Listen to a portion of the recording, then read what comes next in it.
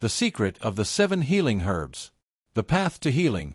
The art of identifying the 7 herbs. The beginning of time, when the world was still young and people were looking for answers to questions about health and suffering, an amazing belief existed in ancient Jewish communities. Each person has 7 herbs that can cure all their illnesses.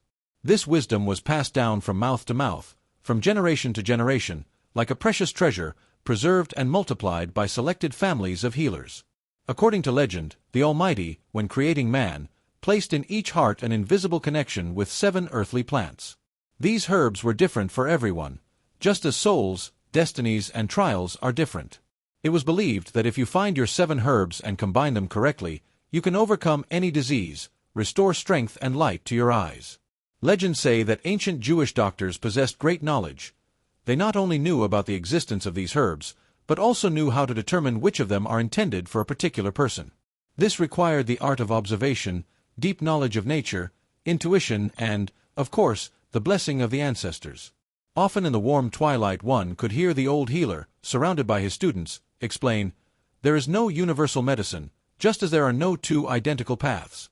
Disease is not just a malfunction of the body, but a sign sent to the soul. Our duty is to find a response in nature, to select those herbs that will awaken the power to heal in a person." I dedicate this story and my book to my teachers, my grandfather, Dr. Ion Berkovich, and my father, Dr. Burl Ionovich.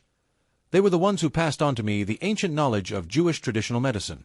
My ancestors were not just healers, they were the keepers of family diaries in which recipes, observations, discoveries, and even dreams were recorded. These diaries, yellowed with time, contained formulas for herbal infusions, descriptions of healing cases, and reflections on the nature of diseases. Each new descendant not only respectfully preserved the manuscripts, but also made their own corrections based on their personal experience. When I began working on the book, God's Pharmacy, and then on its sequel, I felt that generations of doctors were standing behind me, passing on their wisdom through these pages. This work became for me the fulfillment of the will of my grandfather and father, who bequeathed to me not only knowledge, but also a duty, not to let it disappear in time, but, on the contrary, to pass it on, so that a spark of hope could light in every heart seeking healing. To determine your 7 herbs is a subtle and almost mystical task. It is not enough to simply know the properties of plants and be able to collect them in meadows and forests. You need to see the whole person, his habits, character traits, fears, joys, weaknesses, and dreams. My ancestors believed that the body and soul are inseparable, and therefore treatment should concern both sides of human nature. The process began with a long conversation, during which the doctor did not simply listen to health complaints, but looked into the eyes, listened to the intonation of the voice, noticed how the person breathed and laughed. Sometimes, to determine the necessary herbs, they used knowledge of the date of birth and family history, sometimes, secret signs noticeable only to an experienced eye. Each of the 7 herbs symbolized a certain function: cleansing, restoration, strengthening, harmonization, protection, calming, and inspiration. When herbs were combined in the right proportion, they became not just a medicine, but a bridge between man and nature, an opportunity for internal transformation. Jewish traditional medicine is more than a set of recipes and procedures. It is a living, constantly evolving system of knowledge that has absorbed the characteristics of the people: the desire to search, respect for the experience of ancestors, openness to new discoveries, and an unchanging sense of compassion. It combined knowledge of herbs from the East and West, Arab and European medical schools, and local traditions of Jewish communities from Poland, Lithuania, Germany, Spain, and Morocco. Each self-taught healer, each certified doctor contributed to the family heritage, their observations and discoveries, adapting knowledge to the realities of the time and the needs of people. Particular attention was paid not only to treatment, but also to prevention, harmony of body and spirit, cultivating tolerance for weaknesses and attentiveness to the slightest changes in a person's condition. Prayer and blessing accompanied each treatment, because it was believed that healing comes only when a person is ready to accept it with an open heart. Centuries followed each other, but faith in the power of the 7 herbs lived in the hearts of my ancestors. Even when they had to leave their hometowns and start from scratch in a foreign land, they carried with them the most important thing: knowledge encrypted in diaries and songs, in the smell of fenugreek, in the rustle of dry leaves carried across borders and wars. For my family, these herbs were not only a medicine, but also a connecting thread between generations, a talisman and a symbol of stubborn hope. In the house in the Ukrainian city of Kharkov, where my great-grandmother and great-grandfather once lived, a small canvas bag was always kept. It was taken out in special moments of anxiety or joy.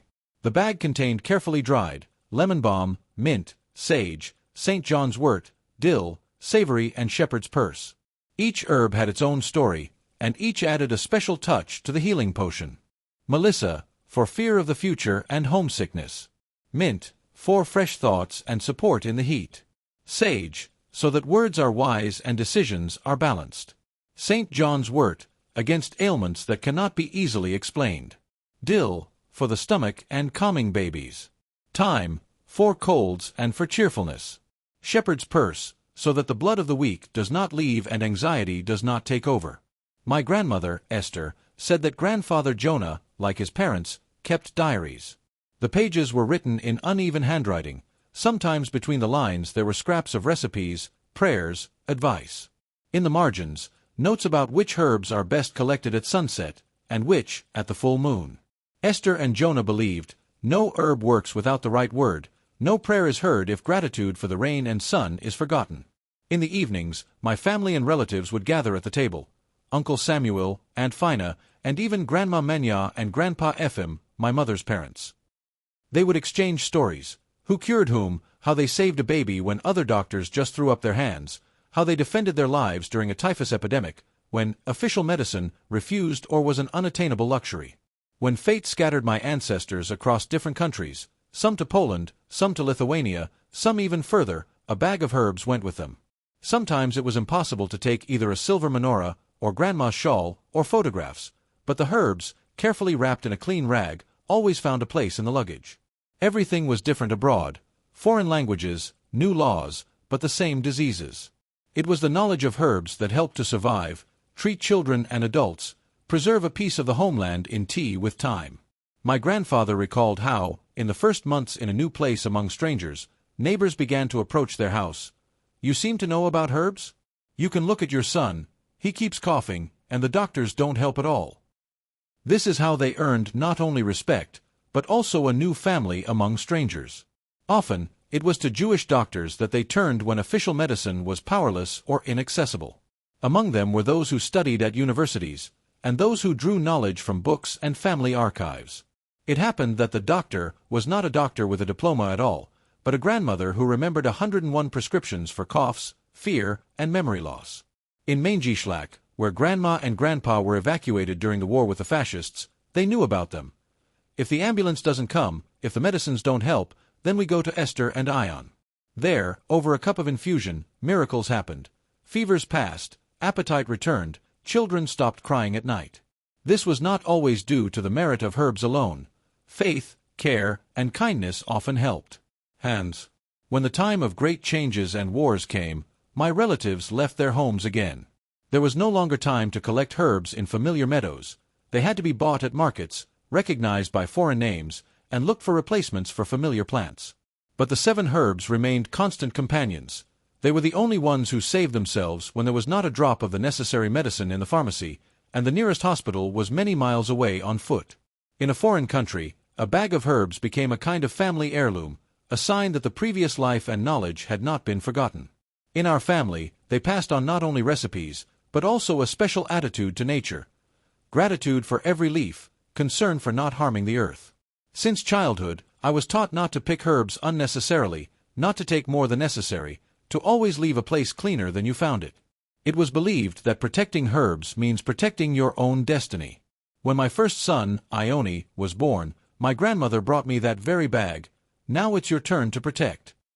And I myself began adding leaves to infusions, collected with my son in the park, telling him stories about every blade of grass, about long winters and small joys that saved my ancestors.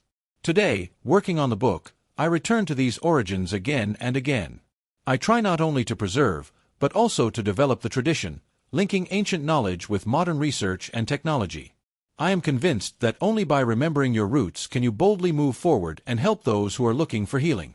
My book is a tribute to the memory and respect of all the teachers who generously shared their experience with me, and above all, my family. Without their love for the profession, persistence in the search for truth and desire to help people, much knowledge could have sunk into oblivion. Let this story become an inspiration for readers, a reminder that each person has his own pharmacy, given to him by God and supported by the care of his ancestors. Let the wisdom of the Jewish traditional medicine will live on, passing from hand to hand, from heart to heart, so that everyone can find their 7 herbs and find health, harmony, and joy in life. Now, in the age of fast technologies and laboratory drugs, someone will laugh at the ancient trust in the power of plants. But for me, the 7 herbs are more than a cure for illnesses. This is the memory of grandparents, dad and mom. These are dreams of a home that may no longer exist. This is gratitude for the life passed down through generations. When I brew tea from thyme and mint, the smell of childhood spreads, the voices of the departed come to life, and it becomes clear. Faith in the power of 7 herbs is not just an ancient tradition, but a part of me, a part of my family, and a part of the world, where love and care are stronger than any separation.